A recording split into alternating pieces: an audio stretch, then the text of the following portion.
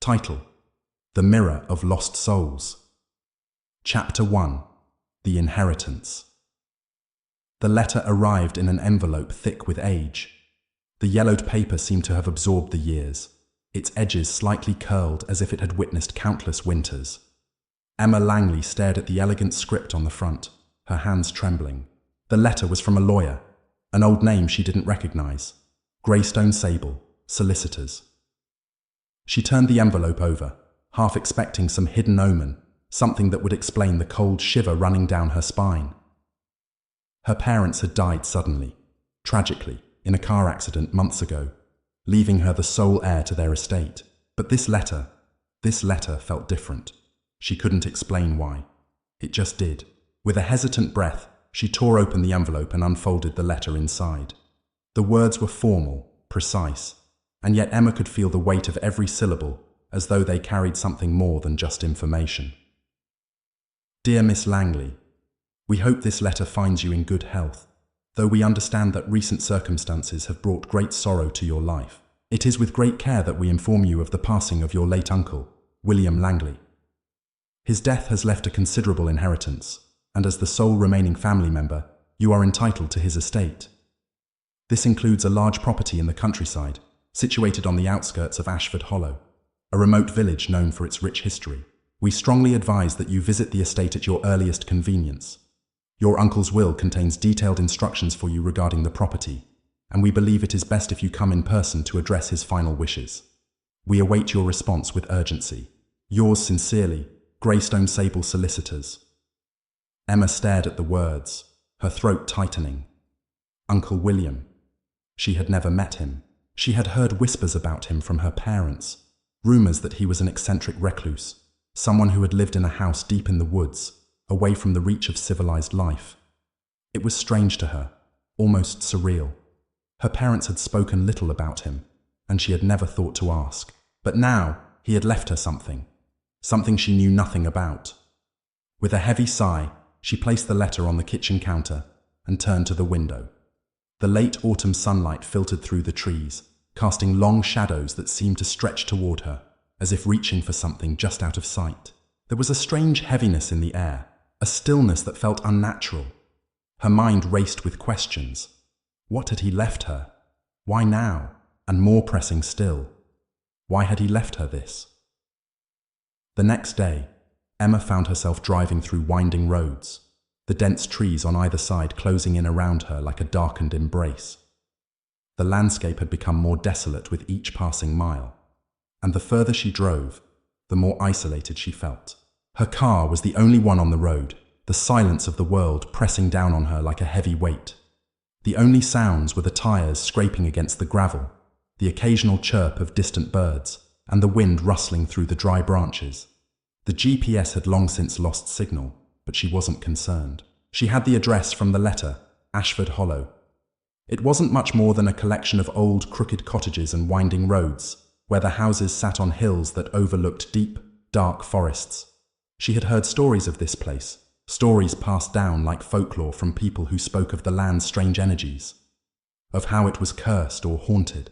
The path before her twisted and turned, leading her deeper into the forest, and before long, she saw the looming silhouette of a house on a distant hill. The mansion was unlike anything she had imagined. It seemed to rise out of the ground like something ancient, its jagged roofline silhouetted against the grey sky, its windows dark and hollow as if staring into another world. The house was massive, an overgrown relic of a time long past, and as Emma approached, she noticed the thick ivy that crawled over the stone facade, strangling it in places, like nature itself was trying to reclaim the building. She parked her car at the end of the long driveway, her heart thudding in her chest. The moment she stepped out, the air grew colder, the wind now biting at her skin. Emma's breath fogged in the air, and she shivered despite herself. She gathered her strength and walked toward the mansion, her footsteps crunching on the gravel path. As she reached the front door, the wood creaked, its paint chipped and peeling. The door seemed to open of its own accord, as if inviting her in, or perhaps daring her to enter. She hesitated, her hand lingering on the iron handle, her mind racing with the thought of turning back. But something inside her, some deep primal instinct, told her that she had to move forward. With a deep breath, she pushed the door open and stepped inside. The house smelled musty, like old wood and dust, a scent that made her want to recoil. But the air inside was strangely still, not a single breeze to disturb the stagnant atmosphere. As she stepped further into the foyer, Emma's eyes were drawn to a large staircase that curved upward into darkness. The walls were lined with portraits of people she didn't recognize, stern faces, hollow eyes, the faded remnants of lives long gone. The house seemed to swallow the light, leaving the corners in shadow, as if something lurked just out of sight. She heard a creak, followed by the soft flutter of what sounded like paper. She turned toward the noise, her gaze landing on a large desk near the far wall. Papers were scattered across it, half torn, as though someone had been searching through them in a hurry. Among the papers was a letter, addressed to her. It was sealed with wax, and the handwriting was elegant, precise, yet it seemed to pulse with a strange energy, as if written by someone who had not just lived in this house, but who had been consumed by it. Dearest Emma, if you are reading this letter, it means that you have already arrived at the house. I must warn you, this place, this mansion, is not what it seems. It has a life of its own, a malevolent will that seeks to devour everything that enters. You may have already felt it, the coldness, the stillness, the whisper of something just beyond your reach. Do not trust your eyes, Emma. The house is watching you. It knows you are here, and it will try to keep you. You must leave before it is too late. But if you are stubborn, as I know you are, then know this. You will not leave here until you face the truth of this place. There is no escaping its grip. I have failed, but perhaps you can succeed where I did not. Do not look into the mirror. W. Langley. Her breath caught in her throat as she read the final words. The letter fell from her hands, fluttering to the floor as her mind raced. The mirror. She hadn't noticed it until now, but across the room, near the farthest wall, there was a large, ornate mirror standing tall in the corner, reflecting nothing but shadows.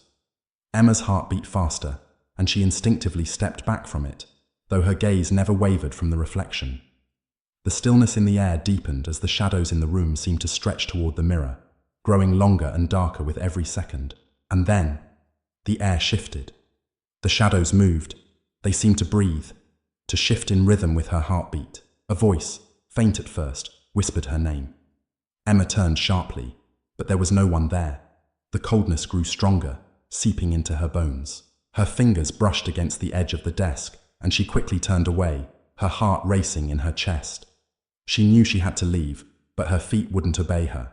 She was trapped, drawn toward the mirror as though it were calling to her. The whispers grew louder, and the darkened reflection in the mirror shifted. Chapter 2. The first night. Emma sat in the grand parlor of the mansion, the eerie silence pressing down on her like an invisible weight.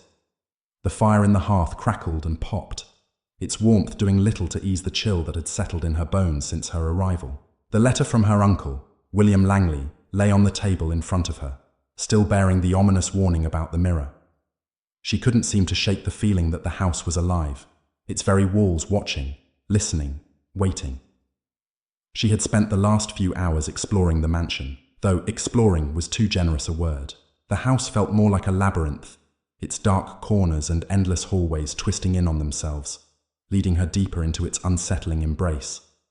She had come across a few rooms, a dusty library filled with old, cracked books, a dining room that had clearly seen better days, its chandelier hanging crookedly from the ceiling like some strange spider's web.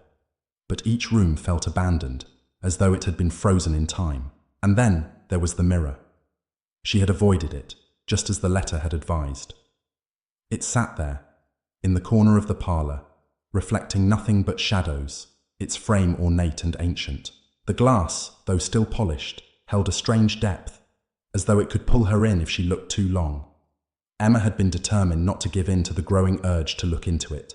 But as the minutes turned into hours, the house seemed to whisper her name again, coaxing her closer to that darkened surface. Sighing, she rubbed her temples. She hadn't expected things to feel this wrong. The moment she stepped foot into the mansion, she had felt the unease creeping into her chest, but she had chalked it up to nerves. Now, though, The feeling had taken root, settling deep within her like a poison, slowly draining her of any sense of calm. Suddenly, a sound broke the silence. A soft, almost imperceptible creak from somewhere upstairs. Emma stiffened, her body going rigid as her heart rate quickened. The house was old, and old houses made noises. She knew that. But this sound felt different. It was deliberate, almost as if someone, was moving deliberately across the floor above her.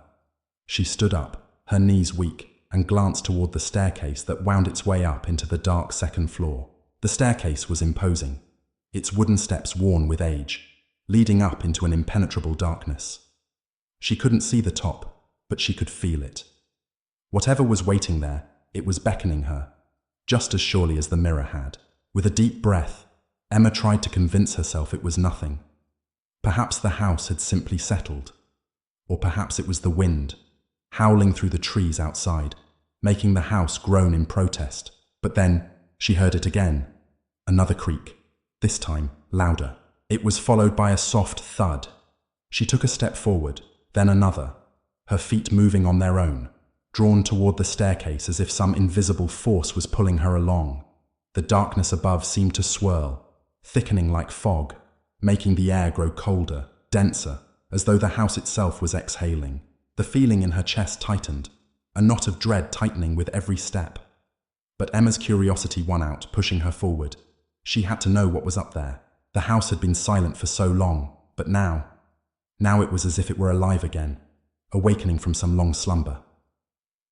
Reaching the bottom of the stairs, Emma placed one hand on the banister, its wood cold to the touch. She took another step, then another. She couldn't shake the sense that something was waiting, watching her every move, hidden in the shadows. And then, another creak. This time, it wasn't from above. It was behind her. She froze, her breath caught in her throat. Slowly, her head turned, her gaze flicking toward the parlor, where the mirror stood in the corner. For the briefest moment, she thought she saw movement in the glass, a shadow, just at the edge of her vision. But when she turned fully to look, the reflection was unchanged. The room was as still as ever. It was nothing. She tried to tell herself that, but the unsettling feeling lingered, and her legs felt unsteady as she made her way toward the staircase. The second floor was worse. It was darker, the shadows longer, as though the darkness itself was spilling from the corners of every room. Emma crept through the narrow hallway, her footsteps soft against the old floorboards. The doors along the hallway were all closed, but one door stood slightly ajar at the end of the corridor. The hinges of the door creaked faintly as if it had been opened recently. Her pulse quickened as she approached, every instinct in her body screaming to turn around, to leave the house behind. But curiosity, there was something about it that gnawed at her, pulling her in. She pushed the door open. Inside was a bedroom, large and opulent, though clearly untouched by time. The bed was massive, its four-poster frame carved with intricate designs of flowers and twisting vines. The sheets were white, but they seemed to shimmer with an unnatural sheen, untouched by dust or age. The air was thick with the scent of something sweet, cloying, but Emma couldn't place it. But it wasn't the bed that drew her attention. It was the mirror, a massive mirror, its frame gilded in gold, stood across from the bed, catching the faint light from the window. The mirror was far grander than the one downstairs, its surface more polished, more perfect. Emma felt herself drawn to it, unable to tear her gaze away. This wasn't the same mirror. No, this one was different. As she moved closer, she could feel the chill in the air grow sharper, and the shadows in the reflection deepened, as though something was moving behind the glass. She could see it now, a shape, long and thin, rising from the bed like smoke, though it remained unclear, only a fleeting distortion. Emma's heart skipped a beat. She reached out, her fingers brushing the cold surface of the mirror, and for a moment, she thought she felt it move, like the glass was alive. The sensation was fleeting, gone before she could fully comprehend it, but the chill in the room intensified, pressing in on her chest. Suddenly, a cold hand gripped her wrist. She spun around, gasping, but the room was empty. There was no one there. Her breath came in sharp, panicked bursts, and her hand immediately flew to her wrist, as though the touch still lingered there. But there was nothing, no mark, no evidence, just the lingering sensation of icy fingers against her skin. Emma staggered back, her heart pounding in her chest. Her eyes darted back to the mirror, but now it was different. The reflection wasn't hers, it was a woman's. The woman in the mirror was tall, pale, with dark, hollow eyes that seemed to pierce into Emma's very soul. Her hair was long, tangled, and hanging loose around her face, though she appeared to be staring directly at Emma. The woman's lips moved, but no sound came. And then, suddenly, everything went black. Impossible. Emma awoke with a start, gasping for air. She was no longer standing in the bedroom. She was lying in the bed, the sheets twisted around her body. Her heart hammered in her chest, and her mind swirled with confusion. How had she gotten here? Her body ached, her muscles tense as though she had been running, though she could remember no such thing. She sat up, her breath coming in uneven gasps, and glanced around the room. It was the same, just as it had been before. But now the air was oppressive, suffocating, thick with something unnameable. The reflection in the mirror still showed the woman, still staring at her. But this time, Emma saw it clearly. The woman was smiling. Chapter 3. Whispers in the dark. The nights in the mansion had begun to blur together, each one more unnerving than the last. Emma couldn't shake the feeling that the house had its own pulse, its own breath, a slow, deliberate rhythm that echoed through the walls as though the mansion itself was alive. The deeper she delved into its dark corners, the more she realized that it was not simply a house built by human hands. No, this was something else, something older, something darker. After her harrowing experience with the mirror the previous night, Emma had tried to convince herself it was nothing more than a figment of her imagination, the result of too many hours spent in the company of shadows. But the unsettling feeling had only grown stronger, gnawing at the edges of her sanity like an insidious parasite. Every creak of the floorboards, every gust of wind that whistled through the broken windows, sent a jolt of panic through her body. She tried to distract herself. She tried to pretend that everything was fine. But deep down, she knew better. Something in the house was calling her, pulling her into its depths, and she could no longer ignore it. It was the third evening after her arrival when the whispers began. At first they were faint, barely audible, like the rustling of leaves in the wind. But Emma heard them, soft, indecipherable murmurs that seemed to echo from somewhere deep within the house.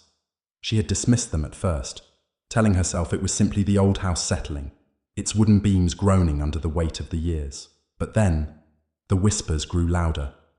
She sat in the parlor, her hands trembling as she held a cup of tea, trying to steady herself. The fire flickered and crackled in the hearth, casting long shadows that stretched across the room like fingers. Her gaze kept darting toward the corner where the mirror stood, its surface still and unmoving. She had avoided it all day, but she could feel its pull, like a magnet drawing her in despite the warning. The whispers grew louder still. She stood up, her heartbeat quickening. The noise was coming from upstairs, soft but unmistakable. It sounded like voices, dozens of them, all speaking at once, murmuring words she couldn't quite understand. The tone was urgent, frantic. There was something desperate about it, something pleading. Emma's instincts screamed at her to leave, to pack her bags and run as fast as she could from the house. But her feet were rooted to the floor. She knew she had to follow the sound. She had to understand what it was. She climbed the stairs, each step creaking beneath her weight, the air growing colder with every movement. The whispers followed her, reverberating off the walls, wrapping themselves around her like invisible threads, pulling her closer. She reached the landing at the top of the staircase and hesitated, her hand resting on the banister. There, at the far end of the hallway, was the open door to the bedroom, the one with the mirror. The door stood ajar, as it had been the night before, but now there was a new presence in the room. A coldness that made her skin crawl, as though something was waiting for her. Something watching her. The whispers were deafening now. They filled the air, overwhelming her senses, but she still couldn't make out the words. Her heart raced, and she forced herself to move forward, step by step, each one heavier than the last. The door creaked as she pushed it open, revealing the bedroom beyond. But the mirror was different now. It wasn't the same as it had been the night before, when Emma had first seen the woman in the reflection. No, this time the mirror was alive. The glass seemed to pulse with a strange, otherworldly energy, its surface rippling as though it were liquid, and behind it, beyond the glass, Emma could see figures. Pale, distorted shapes moving within the mirror, writhing like shadows in the dark. Their faces were twisted, grotesque, their features barely recognizable. They were screaming, though no sound came from their mouths. Emma stumbled back, her breath coming in ragged gasps. She reached for the door, but it slammed shut with a deafening bang, trapping her inside. The room was dark, save for the dim light from the fire in the hearth, which cast eerie shadows across the walls. The whispers intensified, louder now, their voices rising in a cacophony of frantic murmurs. Emma tried to move, but her legs felt like lead.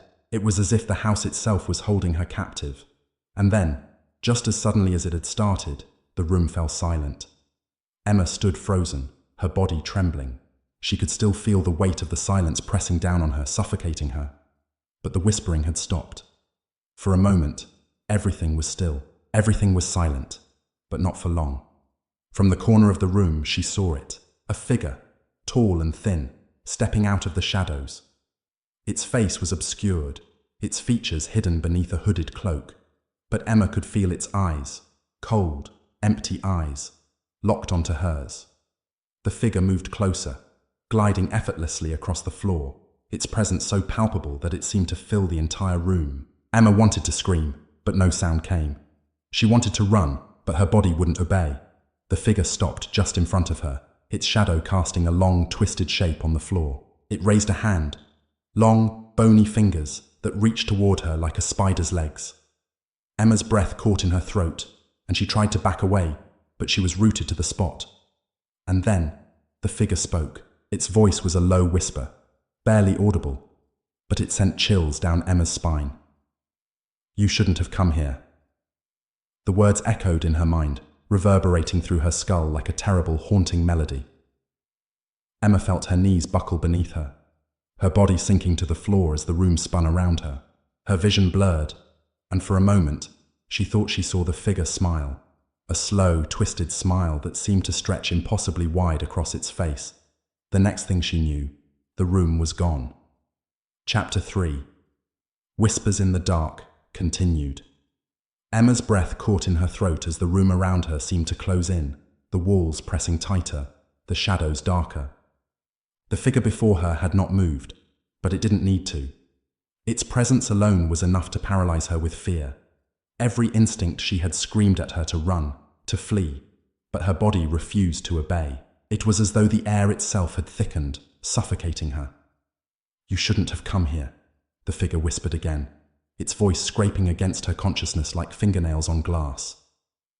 The words carried a weight, an undeniable truth that reverberated through her skull, filling her with a cold dread.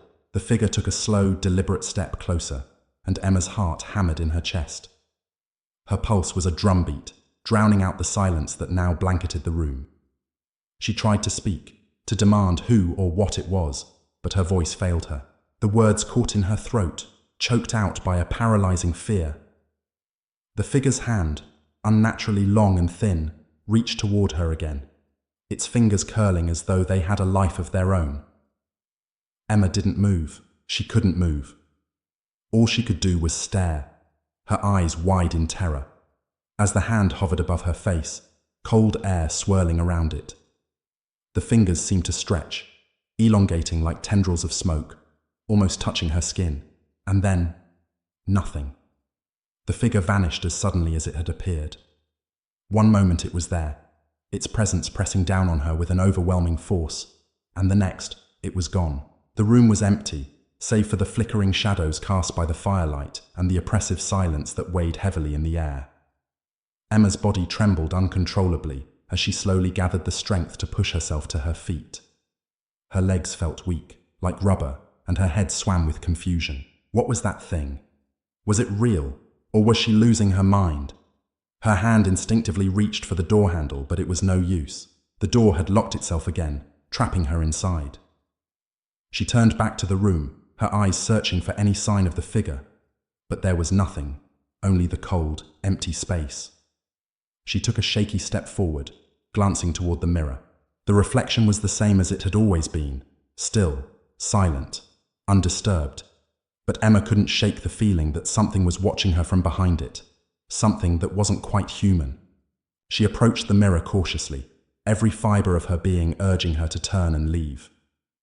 But something, some force, some primal instinct, compelled her to look, to understand what was happening, to confront whatever dark presence had made this house its home.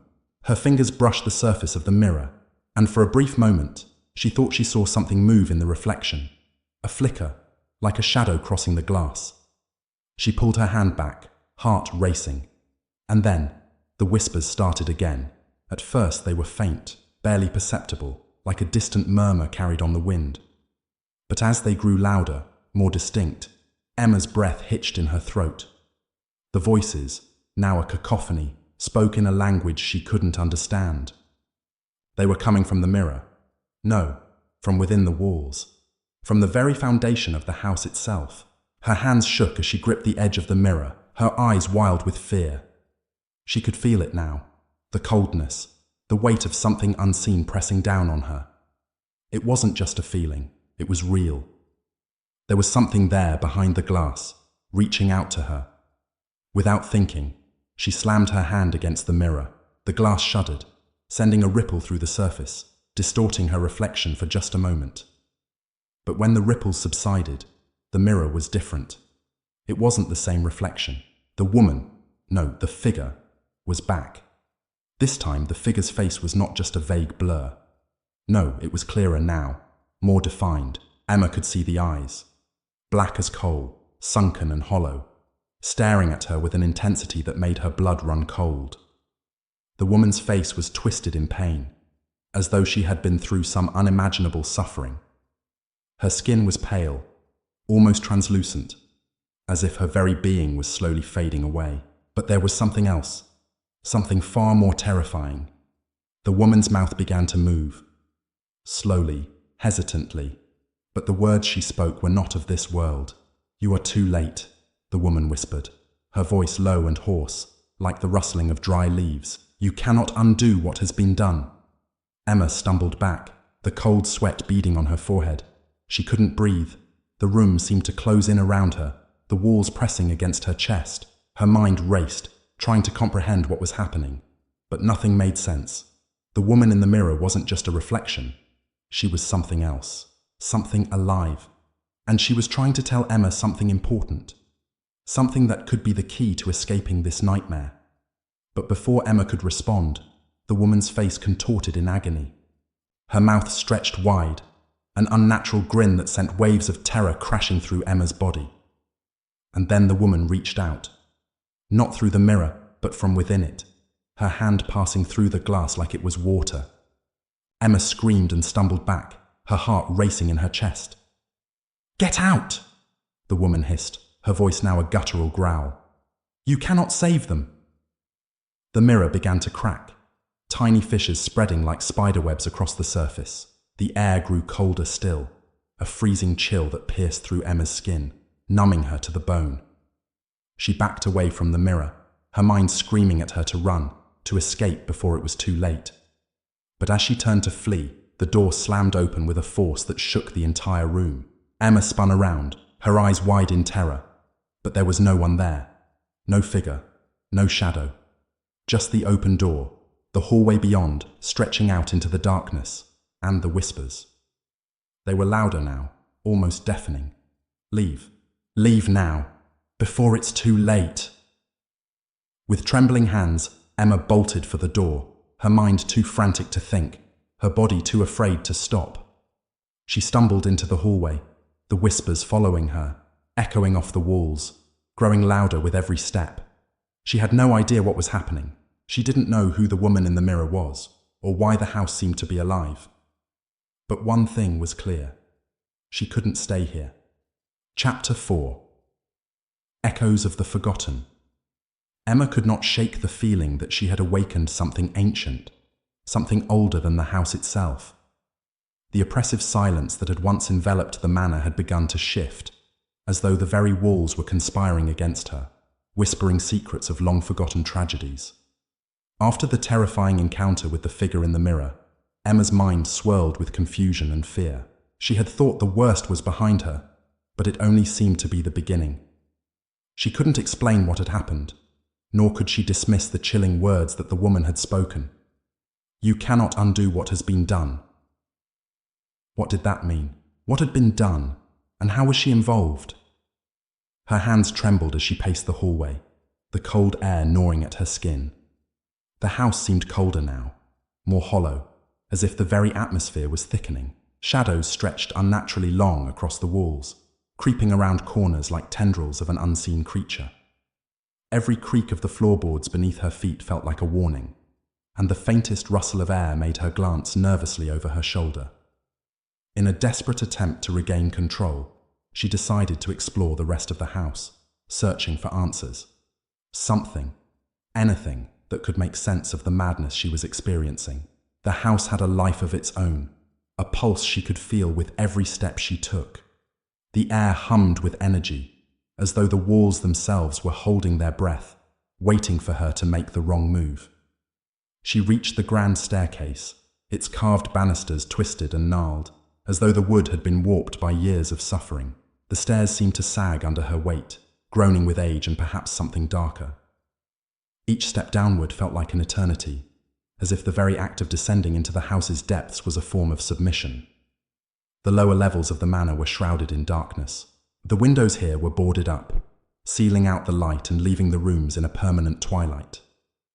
Emma's heart pounded as she pushed open the door to what appeared to be a study. Dust hung in the air, swirling in the faint light that filtered through a small crack in the shutters. The room was untouched, frozen in time. Old books lined the shelves, their spines cracked and yellowed with age. A large wooden desk sat in the center, papers scattered across it, some of them yellowing and brittle. Her fingers brushed over the pages, half expecting them to crumble into dust. As she flipped through them, she caught glimpses of scribbled notes, an indecipherable language that made her head throb with unease. The words were jagged, erratic, as if they had been written in a frenzy. Something about the symbols seemed familiar, but she couldn't place where she had seen them before. She turned the pages faster now, desperate to find something, anything, that could explain what was happening. That was when she came across a name, scrawled hastily at the top of one page. Isabella Ashford. The name hit her like a bolt of lightning, sending a jolt through her spine. She had seen it before, but where? Where had she seen this name, and why did it feel so significant? The ink had bled into the paper, as though the name had been written in desperation. Before she could process the thought, the door slammed shut behind her with a deafening crash. Emma spun around, heart hammering in her chest. She reached for the handle, but the door wouldn't budge.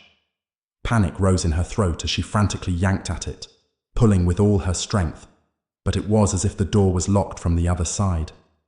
A low, guttural sound echoed from somewhere in the distance, a scraping noise that seemed to come from beneath the floorboards. Frozen in place, Emma felt her pulse race. Her mind screamed at her to escape, but her feet were rooted to the spot. The temperature in the room plummeted, and she could see her breath misting in the air. Her skin prickled with cold, but it was not the kind of cold that came from the weather. It was the kind of cold that seeped into your bones, the kind of cold that felt unnatural, as though it were a presence, a force in itself. A soft, rhythmic tapping echoed from the walls, like fingers drumming against the wood. It was faint at first, almost imperceptible, but it grew louder, more urgent, as though the walls themselves were alive, trying to communicate with her. And then she heard it. A voice. "Help me." The whisper was so faint that she wasn't sure if she had heard it at all, but it was there, a pleading, desperate sound that chilled her to the core. She turned in circles, her eyes darting to every corner of the room, but there was no one there. The tapping continued, growing louder and louder, and Emma could feel the pressure building in her chest. She couldn't breathe. She couldn't think. The walls were closing in on her. "Help me." The voice was clearer now, more distinct, as if someone or something was right behind her. She whipped around, heart pounding in her chest, but the room was empty. There was nothing there. Only the faint glow of the dying light and the endless tapping that seemed to come from everywhere and nowhere at once. Suddenly, the tapping stopped. The silence that followed was deafening, but it was not a peaceful silence. It was the kind of silence that felt heavy, laden with malevolent intent. It was as if the house itself was holding its breath, waiting for her to make the next move. Emma's eyes fell upon the desk again. The papers lay scattered in disarray, as if something had been rummaging through them, searching for something. Her gaze lingered on the name once more. Isabella Ashford. There was something about it, something buried deep in her memory, but she couldn't quite place it. Her fingers trembled as she picked up the page. This time she didn't just read the words. She traced them, as though trying to extract something from them, something that wasn't written. And as she did, she felt the hairs on the back of her neck rise. It was then that she realized the truth. Isabella Ashford was the name of the woman who had lived in this house before her, the woman whose death had never been explained, the woman whose screams had haunted these very halls for decades. And now, Emma was trapped in the same nightmare. As the last remnants of light faded from the room, Emma's blood ran cold. The whispers began again, louder, more urgent. The voice from the wall seemed to crawl under her skin, burrowing deep inside her mind. "You cannot escape." Emma froze. It wasn't a voice from the past. It was her own voice, coming from somewhere else, somewhere deep within the house. She turned toward the door one last time, but before she could move, the lights went out, plunging her into absolute darkness. And in the dark, Emma heard something else. Footsteps, slow, deliberate steps coming from behind her. She wasn't alone anymore. Chapter 5. The Echoes of the Abyss. Emma's breathing was shallow, each inhale thick with the oppressive weight of the darkness that surrounded her. The footsteps, slow, methodical, and heavy, reverberated in the pitch-black room, drawing nearer with each passing second. She could feel their presence behind her like a shadow, an intangible force that seemed to both consume and mirror her every movement. The door remained locked, its cold brass handle useless beneath her trembling hands. There was no escape. The walls seemed to close in, pressing her further into the space, suffocating her with a presence she could not see, but could no longer deny. The air was thick with a musty, decaying odor that curled around her, filling her lungs with a bitter taste. "Who's there?" Emma whispered, her voice barely audible against the suffocating silence. The words hung in the air, unanswered. Her heart beat faster, the pulse pounding in her ears. The footsteps grew louder, closer, and then, suddenly, they stopped. The stillness was like a knife in the gut, sharp and brutal. Her mind screamed at her to turn around, but she couldn't. She couldn't bring herself to face whatever was behind her. And then, as though in response to her fear, the air grew colder. The temperature plummeted, a sudden chill that made her skin crawl. Her breath became visible, thin wisps of white that drifted in the thick air. The hairs on the back of her neck stood on end, and a strange, tingling sensation spread from her spine to the tips of her fingers. A voice broke through the silence, faint at first but growing stronger. A whisper, an invitation. "Emma, Emma, come closer." The voice was distorted, a blend of anguish and longing, stretching the syllables in a way that made her stomach turn. It was the same voice she had heard before, the one that called to her from the walls, the one that had been buried beneath the house for so long. But now, it was not just an echo. It was real, tangible, as though the very air had become a vessel for the words. "I know what you seek. I know what you're searching for. The answers lie within you."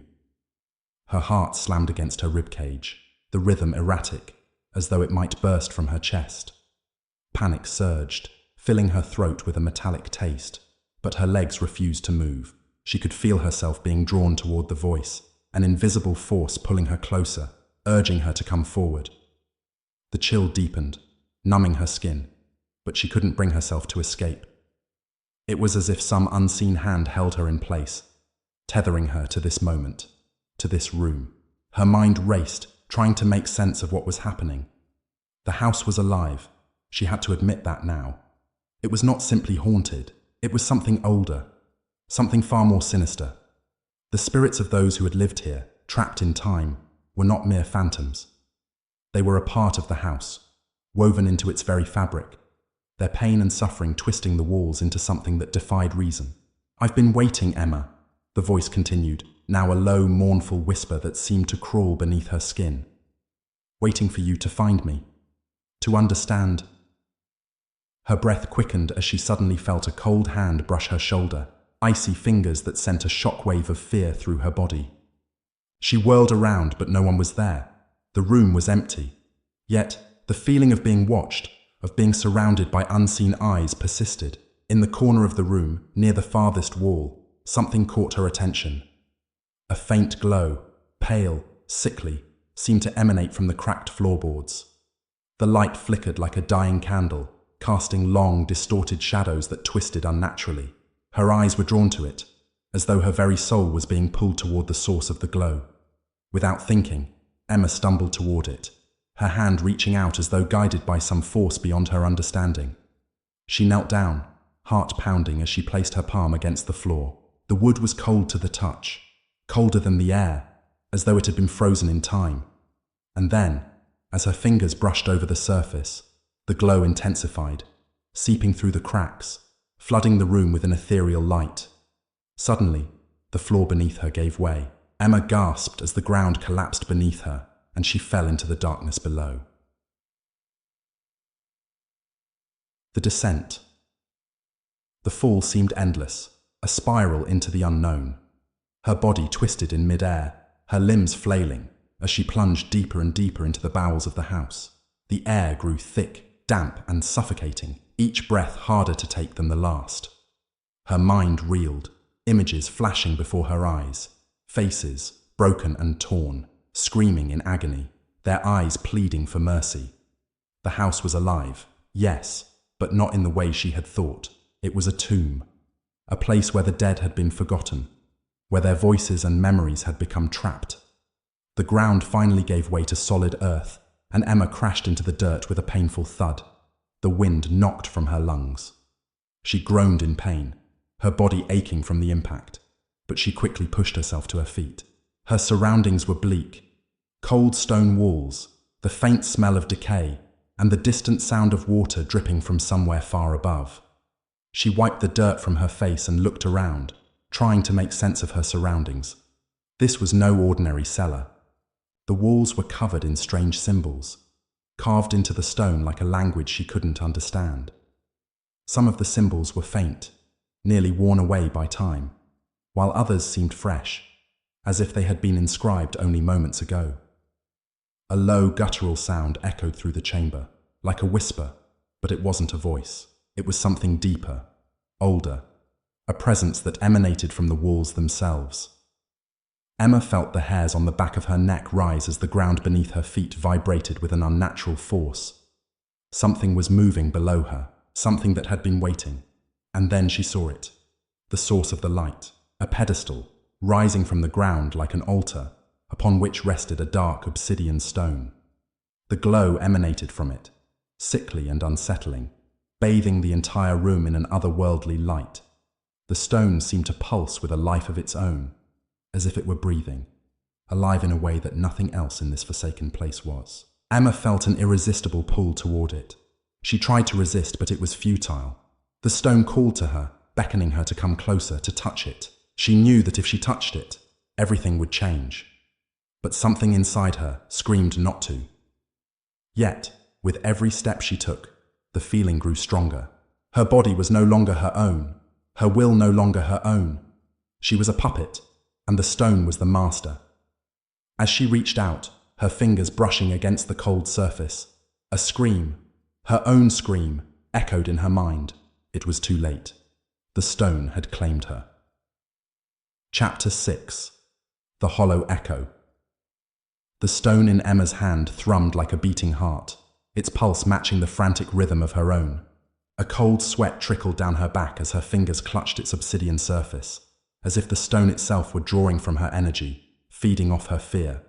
Her head was spinning. She felt the weight of the world pressing down on her shoulders. For a moment, she thought she was losing her grip on reality. The room blurred around her. The cold stone walls began to pulse with unnatural light, and the symbols on them seemed to writhe, as if they had come to life, breathing in time with her pulse. But before she could even process the magnitude of what she was holding, the air shifted. A deep rumbling sound echoed through the chamber. It wasn't just the stone, it was the house itself. The walls groaned, as if the very foundation of the place were waking up from a long, slumbering nightmare. The vibration sent a shockwave through her body, rattling her teeth and making her bones feel brittle. Emma stumbled back, dropping the stone onto the cold ground with a sharp clatter. The room plunged into an unnatural darkness. She could still feel the weight of the stone's presence, but now there was something else, something far worse. The walls seemed to close in around her, narrowing the space, as if the house itself was hungry. No, not again. Her whisper was the only sound in the room, but it felt like the house was listening, waiting. A voice, faint, almost imperceptible, breathed into her ear. A whisper so close she could feel the dampness of its breath. "You should have left, Emma." The voice wasn't human. It was jagged, fragmented, as if it was struggling to be heard from beyond the veil of time. Emma's skin prickled. She spun around, trying to locate the source, but the room was empty. Still, the whispering continued, rising and falling like the wind. "You cannot escape." Her hands shook, and the dark corners of the room seemed to shift in response. Shadows danced on the edges of her vision, twisting into shapes that couldn't possibly belong to the human world. Her heart raced. Every instinct screamed at her to run, but her feet felt frozen in place. The voice came again, louder this time, as if it were just a breath away. "I was waiting for you, Emma. You and your curiosity. You opened the door. Now, you must walk through it." Emma's mouth went dry. The sense of dread that filled the room had grown thick, suffocating her. She could feel the walls pushing in closer, feel the pressure building. The shadows in the corners of the room were no longer just shadows. They were alive. She could see their shapes now, figures, tall, gaunt, twisted figures, moving in the periphery, inching toward her. She could hear the scrape of their limbs dragging across the stone, the whisper of their movement as they circled her. Her vision flickered. Her breath came in short gasps.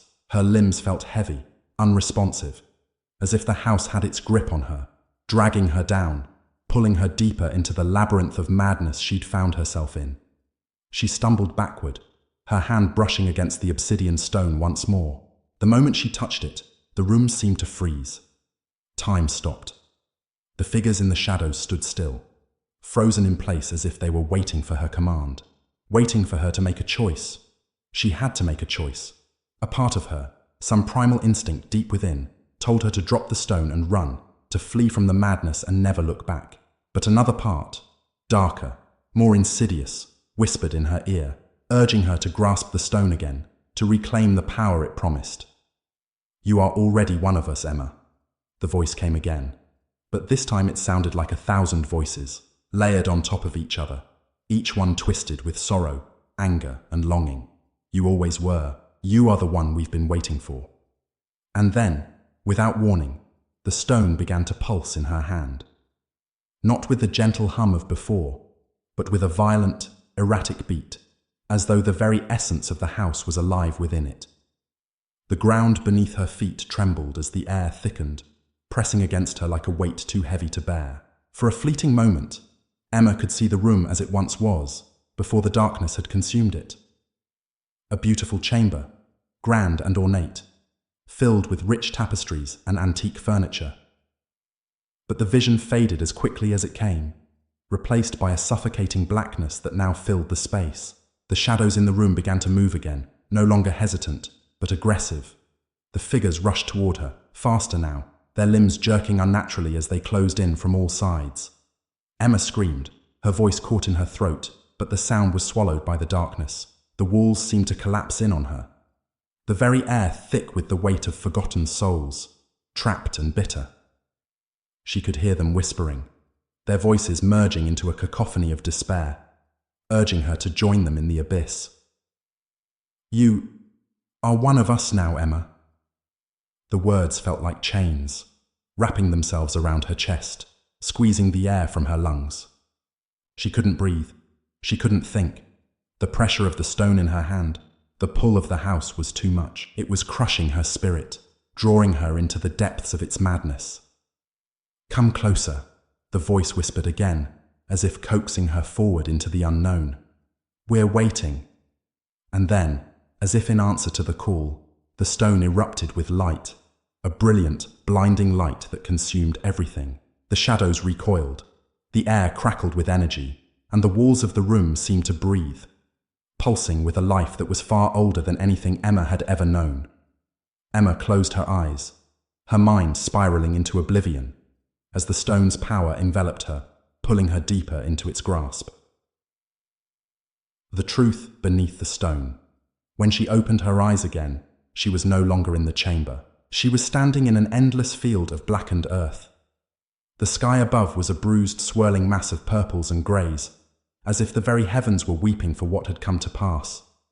The air was thick with the scent of decay, and the ground beneath her feet was soft and yielding, as if it were alive, breathing with every step she took. The figures from the room had followed her here. They were everywhere, silent, watching. Their eyes glinted with hunger, their mouths stretched wide in twisted smiles that did not belong to any living being. Emma's pulse quickened, and she instinctively stepped back. But there was nowhere to go, no way out. She was trapped, surrounded by the lost souls of those who had come before her, each one bound to the land by the same stone that now thrummed in her hand. You are home now, Emma, the voice whispered, louder now, echoing all around her. You are one of us. And in that moment, she realized the truth. The house, the stone, had never been her enemy. It had been her inheritance. The darkness, the shadows, the whispers, they were all a part of her now. She was not a visitor, she was part of the land, part of the curse that had claimed the souls of all who had stepped foot on this soil. You belong here, the voice said one final time, before the world around her erupted into darkness. Chapter 6. The abyss beckons. Emma's senses were consumed by the relentless pull of the stone. The light that had exploded from it was no longer blinding, but now felt like a warm embrace, like it was calling her to a place she both feared and longed for. The ground beneath her feet was soft, almost alive, as if it were made of some organic substance, pulsing with its own beat. The air around her crackled with a static energy, heavy with unspoken promises, promises that felt like a threat. She tried to move, but her legs felt like they were encased in concrete. She could not lift them, nor could she stop her gaze from being drawn toward the endless field before her. It was dark, too dark, an oppressive, suffocating blackness that stretched endlessly in every direction. There was no horizon, no stars in the sky, only the swirling mass of dark clouds that churned and shifted above her, constantly in motion. A vortex of despair. The air smelled like decay, old earth, rotting leaves, and something metallic, something that burned in the back of her throat. Emma's breath caught in her chest as a figure began to materialize before her. It was a shadow at first, but as it stepped closer, it took shape. A tall, gaunt man, his face obscured by a hood, his eyes glinting with an unsettling hunger. His presence was suffocating, a darkness that seemed to crowd out the very air around her. You've arrived, the figure whispered in a voice that seemed to echo from the very earth itself, a voice rich with ancient power. The stone chose you. You belong here now, Emma. She opened her mouth to speak, to protest, but no words came. Her throat was dry, her voice lost to the abyss that had swallowed her whole. She felt her limbs tremble, but whether from fear or something else, she could not tell. The man, if it could be called that, took another step forward, his movements deliberate, measured. His gaze fixed on the stone in her hand, and for a moment she thought she saw a flicker of something, recognition perhaps, in his dark, hollow eyes. The stone, he murmured, his voice almost reverent, is not just a key. It is a part of you, Emma. You are now bound to this place, as all who come before you have been." Her heart hammered in her chest. She tried to pull her hand away from the stone, but it wouldn't budge. The stone seemed to have become an extension of her, as if it were fused to her very flesh, the cold surface biting into her skin. "It feeds," the figure continued, stepping closer until he was within arm's reach, his shadow stretching over her like a blanket, suffocating her. "It feeds on the souls of the lost, and now you are one of them. You will never leave." She wanted to scream, to run, but the words died in her throat, smothered by the oppressive weight of the darkness around her. The stone thrummed again, louder this time, a deep, guttural sound that vibrated in her bones, sending a ripple of panic through her body. It was as if the stone itself was alive, and it was feeding off her fear, growing stronger with each breath she took. "Look," the figure whispered, reaching out with a skeletal hand to point toward the ground. Emma's gaze followed his finger, and as she looked down, she saw it, something that made her stomach twist in horror. The ground beneath her feet was not solid. It was a patchwork of writhing, squirming shapes, faces, hands, and limbs all twisted together in an endless, grotesque mass. The faces were contorted in agony, their eyes wide with terror, their mouths open in silent screams. Emma staggered back, her heart racing, but no matter how far she moved, the mass of writhing bodies seemed to follow her.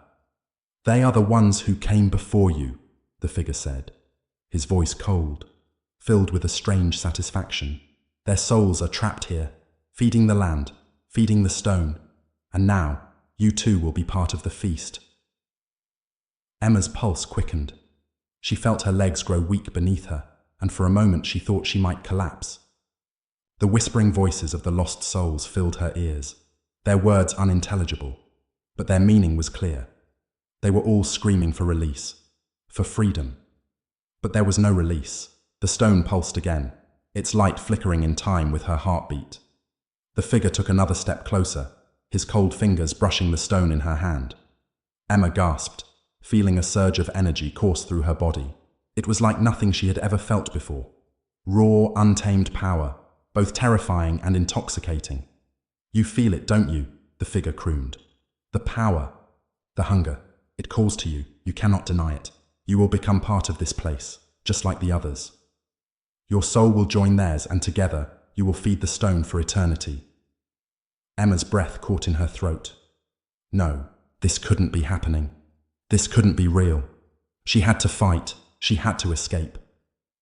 With every ounce of strength she had left, Emma forced her hand to open, the stone slipping from her grip and falling to the ground with a sharp crack. The light from the stone flickered and dimmed, and for a moment, the ground beneath her feet stopped moving. The air felt lighter, less oppressive. But then, the darkness returned, stronger, deeper. The writhing bodies beneath the earth began to thrash again, their silent screams growing louder, filling her ears with the sound of despair. "You cannot escape, Emma." The figure's voice was louder now, as if the entire world was speaking through him. "This place has claimed you, just as it has claimed all the others. You are here now, forever." Emma's heart raced in her chest, her breath coming in ragged gasps. She felt the ground tremble beneath her, as if the earth itself were alive, waiting for her to make her final choice. There was nowhere to run, nowhere to hide. "There is no escape," the figure repeated, his voice becoming a hiss. "Only feeding, only darkness, only eternity."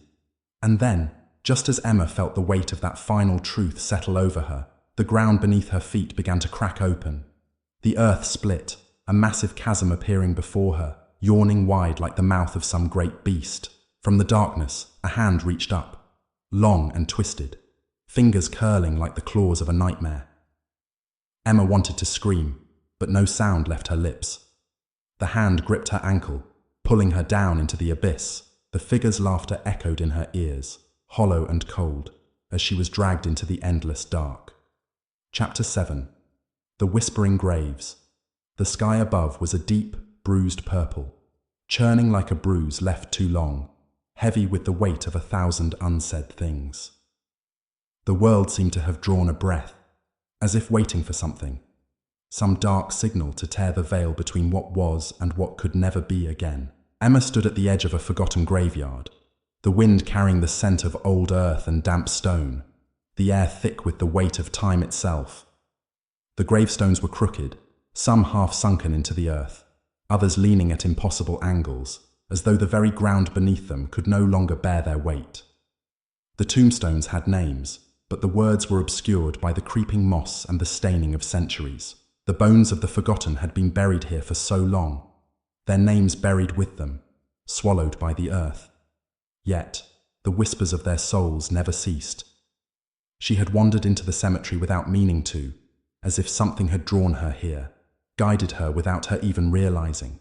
The darkness around her thickened, pressing in on all sides, and she felt an overwhelming presence, like invisible eyes watching her from the unseen corners of the graveyard. The whispers grew louder, their words unintelligible, but the tone was unmistakable.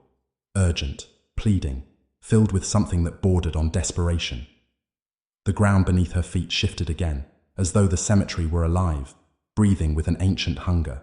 Each step she took seemed to echo in the stillness, louder than it should have been, disturbing the fragile peace that lingered in the air.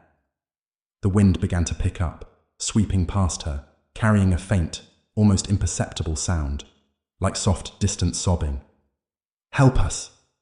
The words were faint, fragile, like the echo of a voice heard long ago. Emma froze, her breath catching in her throat.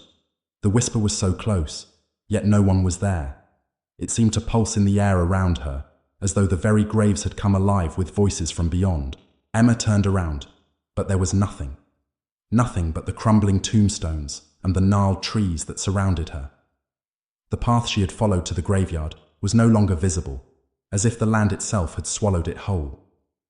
The fog that had once clung to the edges of her vision had grown thicker, encroaching on the space where the cemetery once stood.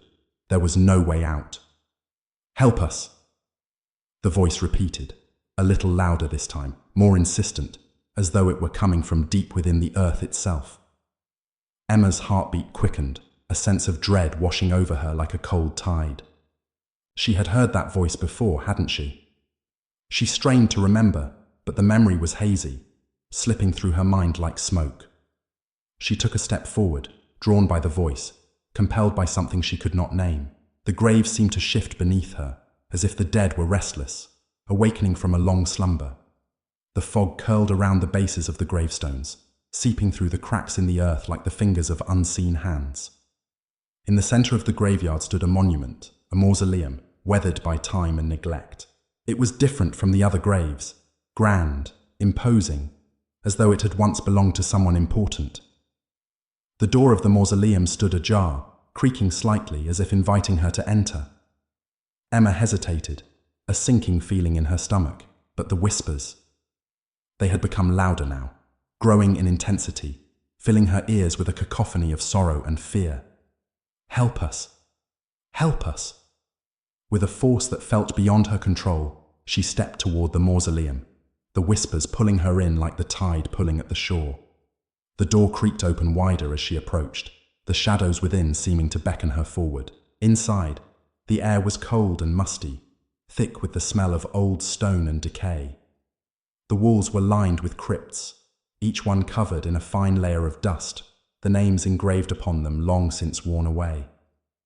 At the far end of the mausoleum stood a pedestal, upon which rested a large cracked urn, its surface carved with strange symbols that Emma didn't recognize. The whispers were louder now, echoing off the stone walls, vibrating in the marrow of her bones. "Open it! Release us!" The voice seemed to come from the urn, rising from its cracked mouth like the spirit of something trapped, struggling to break free. Emma stepped closer, her hand trembling as she reached out, unsure whether she was moving of her own will, or whether something else was pulling her in. As her fingers brushed the edge of the urn, the temperature in the room dropped sharply, and the ground trembled beneath her feet. The whispers grew frantic, panicked, as if the very air around her was alive with the souls of the long dead, screaming to be heard, screaming to be freed from their prison. "Do it," the voice urged, soft but forceful, like a breath against her ear. She hesitated. Everything inside her screamed at her to stop, to turn away and run.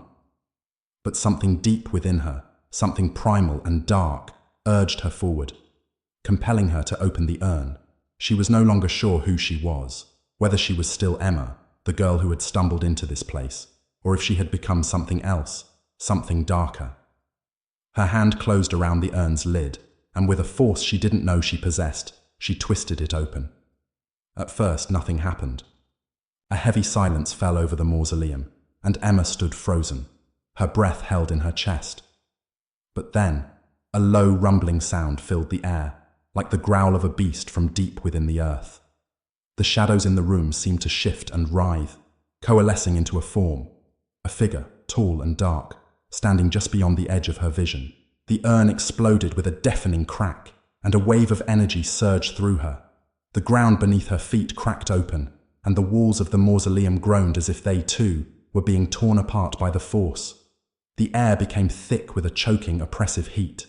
And then, there it was, the thing that had been trapped in the urn. It was like nothing Emma had ever seen. A form of darkness, a swirling mass of tendrils and smoke, eyes gleaming with an unholy light. It loomed before her, its presence suffocating, its gaze cold and knowing. "You freed me," it whispered, the voice both distant and close, like the hum of 1,000 voices blending into one. "You should not have done that." Emma's heart slammed in her chest, her knees buckling beneath her. She tried to speak, to scream, but no sound came out. The figure's eyes locked onto hers, and she felt the weight of its gaze press down on her, as if it were digging into her very soul. "Now, you will serve," it whispered, its voice like a dark promise. The air thickened, swirling with power, and Emma felt herself slipping into darkness. The mausoleum began to crumble around her, the walls collapsing, the ground splitting beneath her feet. She reached out for something, anything, but there was nothing to hold on to, only the cold, endless abyss.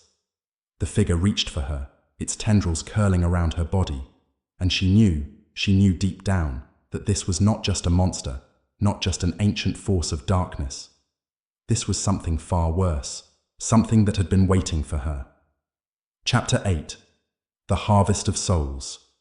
The night had swallowed the last of the sunlight, leaving only the faintest traces of twilight clinging to the edges of the horizon. The air had thickened with the weight of the unknown, heavy and suffocating. Emma stood at the threshold of the abandoned farmhouse, a place she had once believed to be untouched by time, but now it felt like it had been waiting for her, its old wooden walls groaning under the pressure of centuries of secrets. The farmhouse had never seemed so sinister before. The windows, once dusty and opaque, now gleamed with an unnatural clarity, reflecting not the moonlight, but something deeper, something ancient. The door creaked open of its own accord, as if inviting her in, or perhaps demanding it. The whispers that had been following her since the graveyard had only grown louder, more frantic, like a distant thunderstorm growing closer with every passing moment. She hesitated for a fraction of a second before stepping inside. The air inside was cold, the scent of mildew and decay thick in her nostrils. The wooden floorboards creaked under her weight, each step she took sending an echo through the dark, forgotten halls. The farmhouse had been abandoned for years, or so she had thought. But now, as she walked deeper into the house, she felt something different. The shadows felt alive, shifting and moving in the corners of her vision, like they were waiting for something too.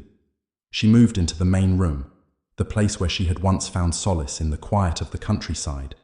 But now, it seemed as if the room had been reassembled in a way she could not comprehend. The furniture was overturned, the chairs askew, and the windows, now stripped of their shutters, were framed with an almost grotesque familiarity.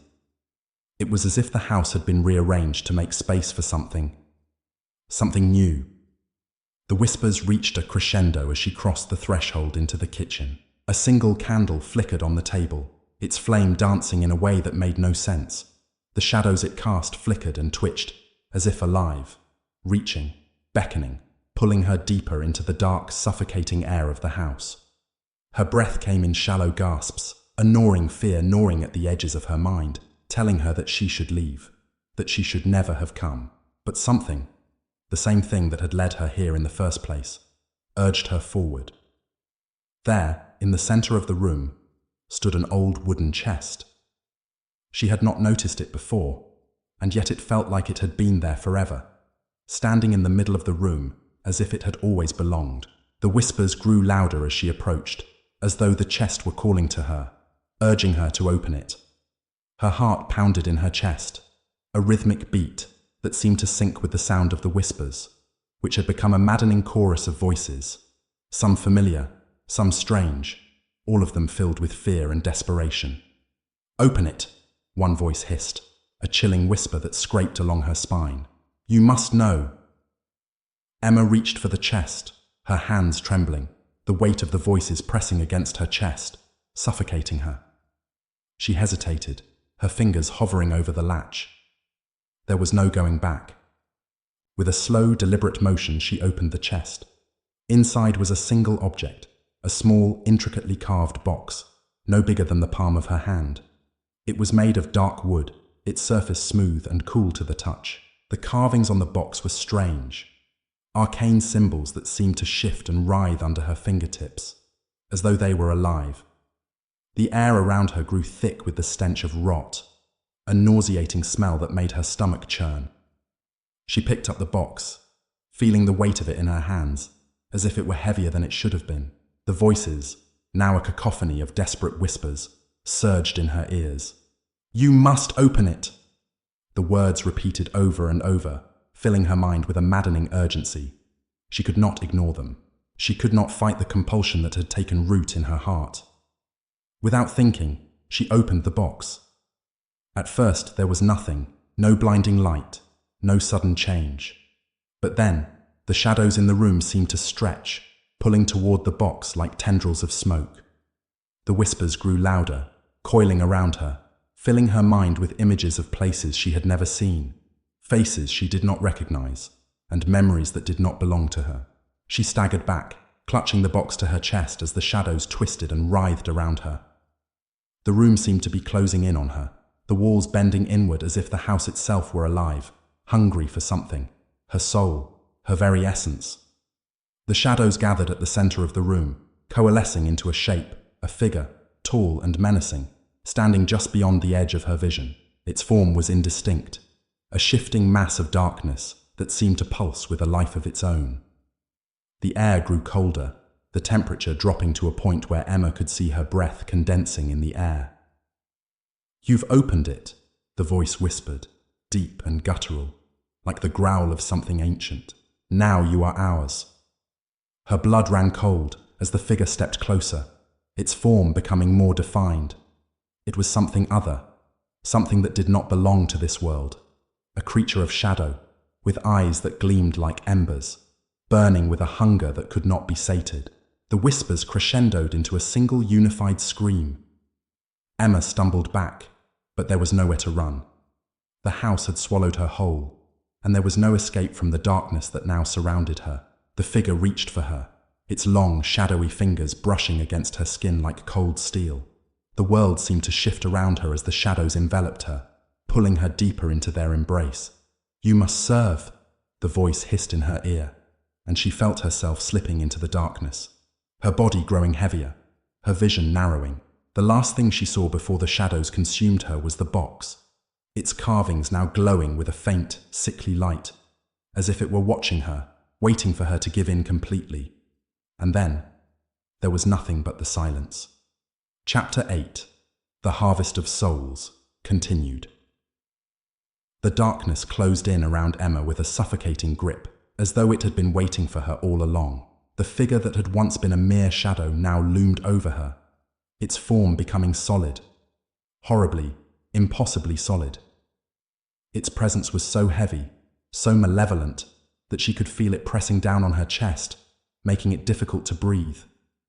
Her heart thudded erratically in her chest, each beat like a drum, louder than the whispered voices that had filled the house moments before.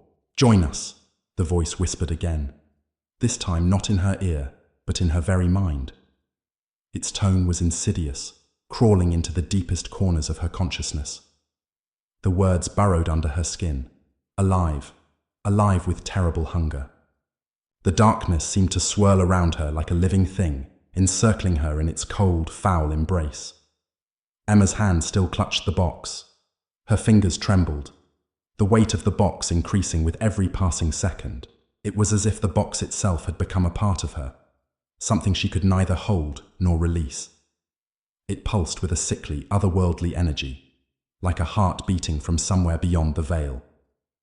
The carvings, once swirling with cryptic symbols, now seemed to shift in time with the pulse, morphing into faces, countless twisting faces that appeared and disappeared in rapid succession. Faces that begged her for mercy, faces that screamed in silent agony, faces that seemed too familiar to be strangers. As she stared into the box, the walls of the farmhouse began to dissolve around her.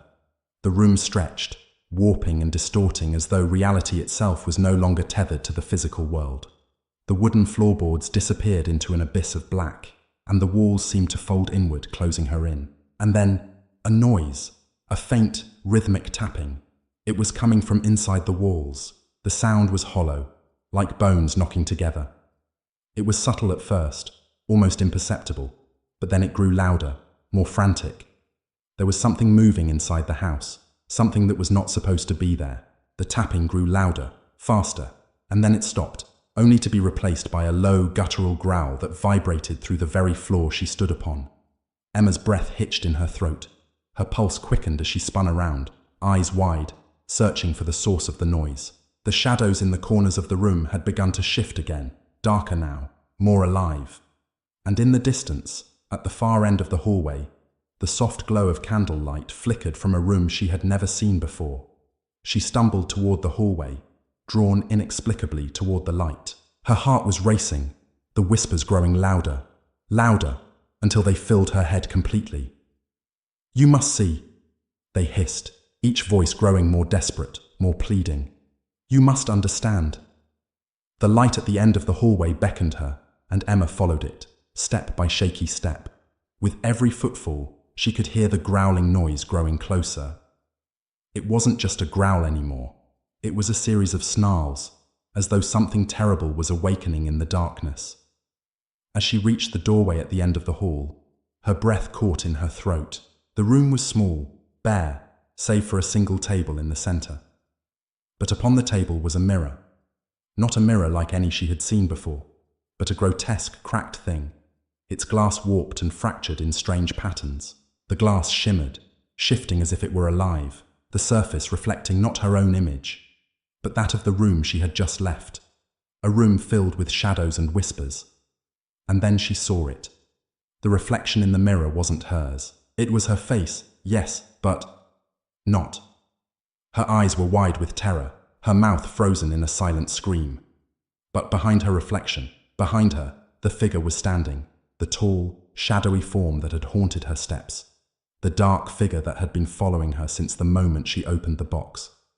It was standing just beyond the reflection, its eyes glowing like twin embers in the darkness, burning with a hunger that could not be quenched. Its shape was shifting, twisting, like a nightmare caught between worlds, neither fully formed nor fully gone. The growl rose again, louder, shaking the air around her, and in the reflection, the figure took a step forward. Her breath caught in her throat. It was coming for her. The floor beneath her feet trembled, the entire house vibrating with a low, ominous hum. The growl became a snarl, a shrill sound that pierced the air, and in the mirror, the figure reached out. Its hand was long, spindly, with claws like sharpened talons that scraped against the surface of the mirror, leaving behind deep, jagged cracks in the glass. Emma couldn't move. Her body was frozen, rooted to the spot as the creature in the reflection reached for her, its fingers stretching toward her throat, its breath hot and heavy against the glass. She could feel the weight of its presence behind her, suffocating, pressing in on her from all sides. And then, with a sudden jolt, she snapped back to reality. The mirror in front of her shattered. The shards exploded outward, and Emma screamed, covering her face as the pieces rained down around her. But as the shards fell, something strange happened. The darkness that had been swirling around her seemed to pulse, alive, as if the broken mirror had opened a doorway, a rift between worlds. The walls of the room began to melt away, revealing a scene that sent Emma's heart plummeting into her stomach. She was no longer in the farmhouse. She was standing in a vast, blackened field, the ground cracked and dry beneath her feet. A storm raged above her, swirling clouds of inky blackness blocking out the moon. And in the distance, she could see them. The figures. Dozens of them. All twisted and contorted. Their bodies contorted in impossible shapes. Their eyes glowed with that same eerie ember-like fire, and their mouths were open wide in silent screams. They were coming for her. Emma spun around, but the field seemed to stretch on forever, an endless void filled with shadow and darkness. She could hear the growling again, louder now, reverberating through the air. The figures in the distance were moving faster now, their distorted limbs closing in, their forms flickering and shifting like smoke. And then, she realized, it wasn't the shadows that were coming for her. It was the souls of the damned, trapped between worlds, drawn to the same hunger that the figure in the farmhouse had craved. She wasn't just a witness.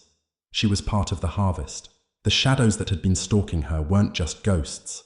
They were the harbingers, the ones who collected souls and fed on the fear that had bound them to this world. And now, the harvest had come for her, and there was no escape.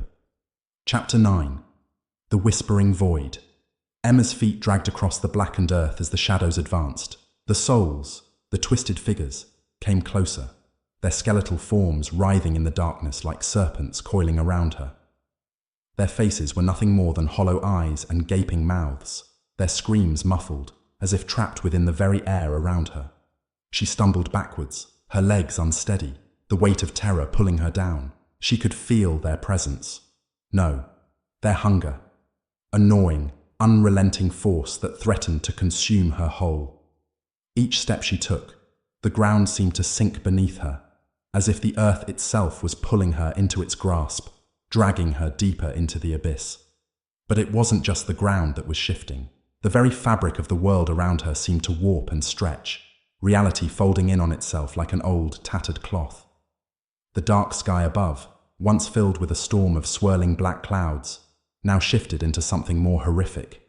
It was as though the heavens themselves had been ripped open, revealing an endless void, a chasm between worlds, a place where the living and the dead no longer held any meaning. The figures surrounding her, if they could even be called that, began to take on new shapes, their bodies twisting and distorting like molten metal. The air became thick, heavy, as though the atmosphere itself had turned to stone. The growling that had once been distant was now a physical presence, vibrating through her very bones. And then, the whispering. It began softly, like a distant murmur, but it grew louder, closer. It was a chorus of voices, all speaking at once, but none of them saying anything coherent. The sound was maddening, an incessant drone that drowned out her thoughts and filled her mind with a terrible, gnawing hunger of its own. You should never have come, one voice rasped, its tone frayed and broken. It wants you, another murmured, the voice shaking with a kind of hollow, gleeful anticipation. You can't escape, the third voice laughed, a shrill, mocking sound that echoed around her. Emma's heart beat faster, a panic tightening in her chest. Escape. The word buzzed in her mind, louder than the whispers, but she couldn't move. Her legs wouldn't respond. It was as if they were frozen in place, her body bound by some invisible force that clung to her like cobwebs, and then the air around her shifted again. A low hum vibrated through the ground, the walls of reality quivering as if something was reaching through the thin veil between worlds. The figures, once so distorted and monstrous, began to solidify. They were human in a way, but distorted, their faces frozen in expressions of agony, their bodies warped into grotesque, contorted forms, as if they had been twisted out of shape by some unimaginable force. The figures reached toward her, their hands outstretched, their fingers elongated, their claws gleaming with hunger. The air between them shimmered with an unholy light, and Emma realized with horror that the harvest had begun. These souls were no longer just lost, they were active, reaching out from the abyss to claim her. You're next, one of them whispered, its voice a hollow echo in the void. You belong to him now. The ground beneath Emma's feet trembled, and for a moment everything went still. The figures were frozen in place, their outstretched hands hanging in mid-air like death itself had paused to observe her fate. The whispers quieted, the growling ceased, and then, the light. A single beam of sickly pale light cut through the darkness, illuminating the space around her. For a brief moment, the void was lit up like a stage, eerily calm, bathed in a cold, unnatural glow. Emma looked up, and there, standing at the edge of the light, was the figure. It was tall, impossibly tall, its body draped in black robes that seemed to flutter without wind. Its face was obscured, but Emma could feel its eyes, cold, unfeeling eyes, locked onto hers, searing through her with an intensity that made her blood run cold. Its presence was suffocating, like a storm gathering at the edge of the world, ready to engulf everything in its path. This was it. This was the one that had been pulling the strings from the very beginning, the one that had brought her here, the one who had opened the box, the Collector. "You're here now," the Collector's voice boomed, a deep, sonorous sound that reverberated through Emma's very soul. "And now, you will serve." Emma's stomach churned with revulsion as the words hit her like a physical blow. Serve? Serve what? She couldn't breathe. Her lungs felt like they were filled with stones, and she stumbled forward, her vision blurred by the suffocating grip of fear. The Collector stepped forward, its movements unnaturally smooth, like a puppet being pulled by invisible strings. It seemed to glide across the ground, its robes trailing behind it in a thick, inky blackness that swallowed the light around it. "Your fate is sealed, child," the Collector intoned, its voice rich with a cold, cruel amusement. "You are part of something far greater than yourself now. There is no escape from what you've awakened." Emma's mind reeled. No, she didn't understand. She had no choice. She didn't want this. She didn't... But before she could finish the thought, the Collector reached out, its fingers curling around her wrist like iron chains. It squeezed with terrifying strength, dragging her toward it. Her body moved against her will, her feet stumbling and dragging along the ground as the darkness around her closed in. The figures began to move again, slowly at first, but with increasing speed, like a wave crashing toward her. Their hands reached out, their claws scraping the air as they followed her toward the Collector. "Please!" Emma gasped, her voice hoarse with terror. I didn't mean for this to happen." The Collector's face remained hidden, but she could feel its gaze upon her, cold and calculating. "It's too late," it said simply, its voice devoid of mercy. The darkness surged forward and Emma screamed, but no sound escaped her mouth. She was falling. The world around her spun and twisted as though the very laws of reality had unraveled. And in the final moment before everything went black, Emma understood the truth. The box wasn't just a key. It was a door to a place where there was no escape. A place where souls were harvested, trapped, and twisted by the Collector's endless hunger. And now, Emma had become part of that harvest. She had opened the door, and the door had opened her. Chapter 10. The Keeper of Souls. The coldness swallowed Emma whole. Her body was numb, her senses overwhelmed by the crushing weight of the void. She was falling, drifting through a world where nothing made sense, where the very fabric of reality seemed to be unwinding with each breath. The air around her thickened, like drowning in water that had no end, no walls, no boundaries. She didn't know how long she had been falling. Minutes, hours, days? Time didn't exist here. In the endless, yawning dark, there was only the sense of being lost, with nothing to hold on to except the faint whispers that had begun to grow once more. "Welcome home." The voice was familiar. It was the voice of the Collector, deep and melodic, resonating from all directions, as if the very air was speaking to her. It made the blood in her veins freeze, curling around her thoughts like a vengeful spirit, suffocating her. "Home?" she whispered, but her own voice felt foreign in this place, distant, as though it came from someone else entirely. "Where am I?" The void opened up before her, shifting, twisting, revealing an expanse that was both familiar and terrifying. Emma gasped as the ground beneath her solidified, but it was no earth she had ever known. The land was flat and barren, the color of ashen grey.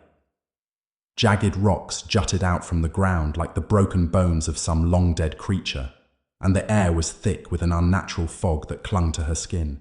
choking her with its putrid stench. Ahead of her, a towering structure rose from the barren landscape. Blackened stone, twisted and gnarled, its architecture incomprehensible, as if built by hands that should never have existed. The shape of the building seemed to pulse with a dark energy, ripples of malevolence radiating from it like heat from a furnace. The whispers were louder now, filling her ears with unintelligible murmurs, all speaking at once, desperate, pleading. "You are here now." She froze, turning toward the source of the voice. There, standing at the threshold of the grotesque building, was the Keeper of Souls.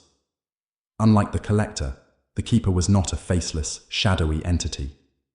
It was humanoid, tall, gaunt, its form wrapped in tattered robes that fluttered without wind. Its face was a pale, hollow mask, featureless except for the dark, abyssal voids where its eyes should have been. Those hollow eyes stared at her with an intensity that chilled her to the bone, as though it could see into the very core of her being. "You belong here now," the Keeper intoned, its voice echoing with a weight that seemed to reverberate through the very air itself. "This is your fate." Emma's chest tightened, a rising panic surging through her veins. "No, I don't belong here. This can't be real." The Keeper tilted its head slightly, as if considering her words. "You were always meant to be here. The door is open, and now you are one of us." Emma's heart raced. She wanted to run, but her legs felt as though they were stuck in tar, her body refusing to obey. The whispers grew louder, more urgent, surrounding her with a clamoring noise that threatened to tear her apart. She turned away from the Keeper and staggered forward, but the ground beneath her began to shift, pulling her closer to the blackened building. Suddenly, the sky above her began to twist, dark clouds swirling together in a vicious storm. The air grew colder, suffused with an unnatural chill that made her breath come out in misty plumes. The sound of distant screams pierced the silence, the voices of countless souls, lost and wandering. "No, please," she gasped, falling to her knees. "I don't want to be part of this." But the Keeper stepped forward, its long, thin fingers reaching out toward her, touching her forehead gently. A shock of coldness spread through her skin, seeping into her mind, paralyzing her. Her thoughts became foggy, disjointed, as the world around her began to blur. The Keeper's voice was like a lullaby now, but its tone carried the weight of an ancient curse. "You do not have a choice," it whispered, the words sinking into her soul. "This is what happens when the door is opened. The price must be paid." Before she could respond, a wave of darkness rushed through her, and the world around her collapsed into itself. Her vision darkened, as though a veil was pulled over her eyes, and for a long, agonizing moment, Emma could no longer feel her body. Then, with a sudden jolt, her senses returned, and the world snapped back into focus. She was standing in a vast, empty space, one that stretched out endlessly in all directions. The ground beneath her feet was made of smooth, polished stone, as black as the void. The air was thick with the scent of decay, and the whispers. They were everywhere. But there were no faces now, no forms, only the endless sound of countless souls, trapped in a perpetual state of agony, wailing in the distance. And then, standing before her, was the door. It loomed like an ancient archway, massive and imposing, made of stone so dark that it seemed to absorb the very light around it. It was covered in intricate carvings, each one depicting scenes of torment, of souls reaching out, clawing desperately, and then being dragged into the darkness. It was the door that had opened when she had touched the box, and now it was the door that would define her fate. Emma's pulse quickened. She couldn't move, couldn't look away. The air was thick with an unbearable tension, as though the world itself was holding its breath. And then she heard it. The voice. It wasn't the Keeper this time, nor the Collector. It was the voice of someone. Something that she knew intimately. "You've opened it, Emma. There is no going back." Her heart stopped. Her breath caught in her throat. The voice. It was her own. But it wasn't. The voice came from somewhere deep within, as if it were part of her, yet not her. She turned around, frantic, her eyes scanning the empty space, but there was no one there. The silence that followed was oppressive, heavy, as though the world was waiting for her to understand. "No, I didn't." Emma whispered, but the words died in her throat. She felt something shift deep inside her, a coldness growing in the pit of her stomach. Something had awakened, something dark. The whispers were louder now, more intense, swirling around her like a cyclone of lost souls. They pulled at her, tugging at her mind, until she couldn't distinguish one voice from another. They were all her, every soul, every scream, every torment. It was her, and she was them. "You belong here," her voice repeated. "You always have." The words echoed in her mind, drowning out everything else, until Emma was left with one overwhelming truth. She had opened the door, and now the door had opened her. Chapter 10. The Unraveling of the Soul. Emma stood frozen before the massive dark door, the weight of the whispers pressing down on her like 1,000 unseen hands. The air was thick with tension, every breath she took seeming to pull her deeper into the suffocating void of this unnatural place.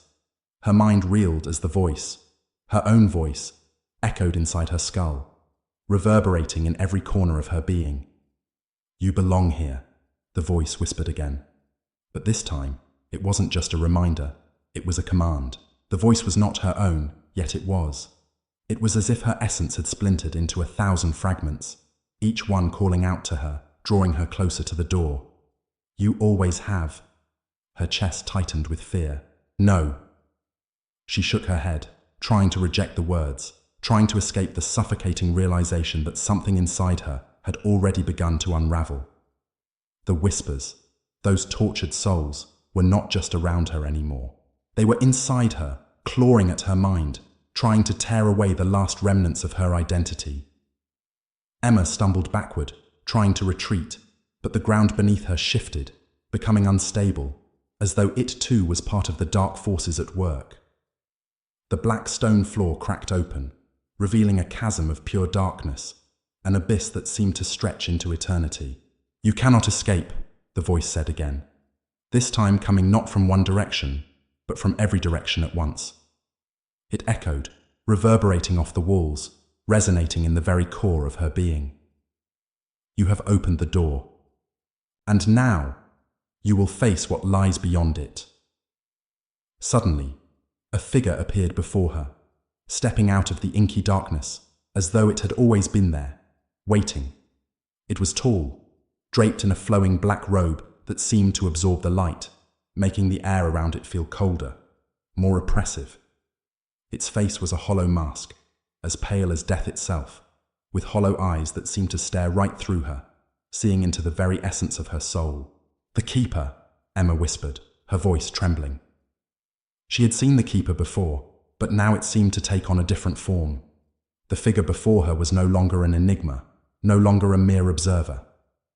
It was the executioner. It was the one who would claim her, body and soul, and there was no escape. The Keeper's voice, deep and resonant, filled the void. "You opened the door, Emma. You thought you could escape, but there is no escape. This place is not a prison. It is a rebirth. And you are the offering." A cold shiver ran down Emma's spine as the Keeper stepped closer, its presence so overwhelming that she could barely breathe.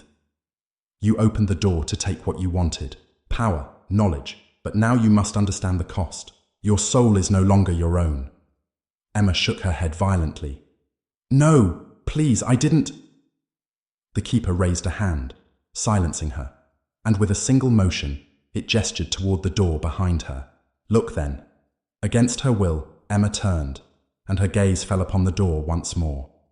The carvings that covered it began to move, twisting and shifting like living things, their grotesque depictions coming to life. Figures of tortured souls clawed at the door, their mouths open in silent screams.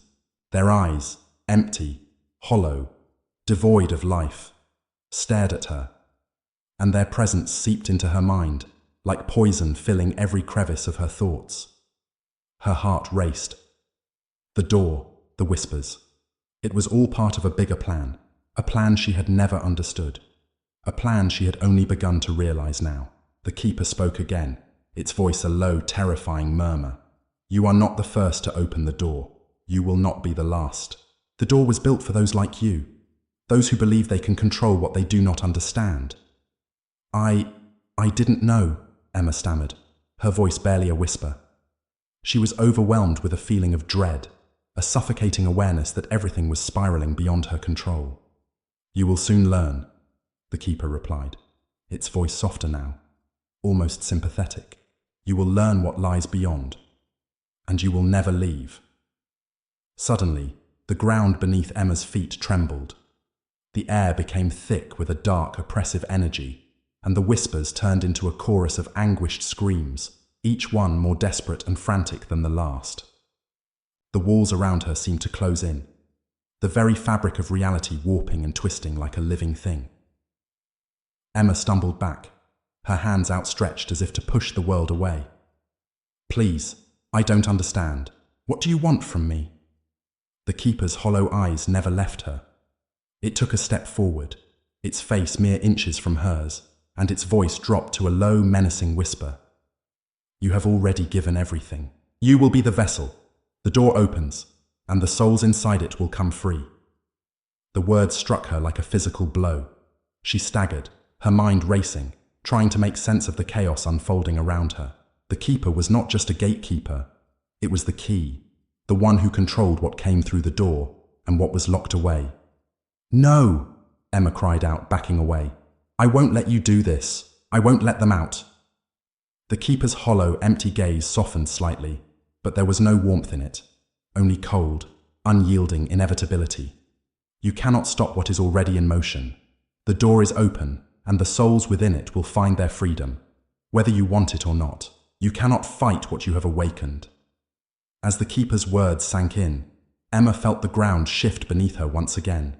This time, it wasn't the floor. It was the world itself, beginning to collapse, the very fabric of reality crumbling like old parchment. She tried to scream, but her voice was swallowed by the deafening cacophony of souls crying out, reaching for her. And then, in that moment, Emma understood. She wasn't just trapped in this place, she was becoming part of it. Her soul was being woven into the fabric of this cursed realm, her body no longer hers, but something far darker, far older. The door had opened, and she had stepped through. The keeper's hollow eyes glimmered with something that might have been pity, or maybe it was just amusement. Welcome to your fate, Emma, it whispered. The door behind her creaked, its wooden surface groaning as if alive, and Emma felt herself being pulled forward, irresistibly toward it. The souls within it reached for her, their fingers outstretched, desperate to drag her inside. As the darkness closed in, Emma's last thought was a fragmented cry for mercy, one that would never be heard.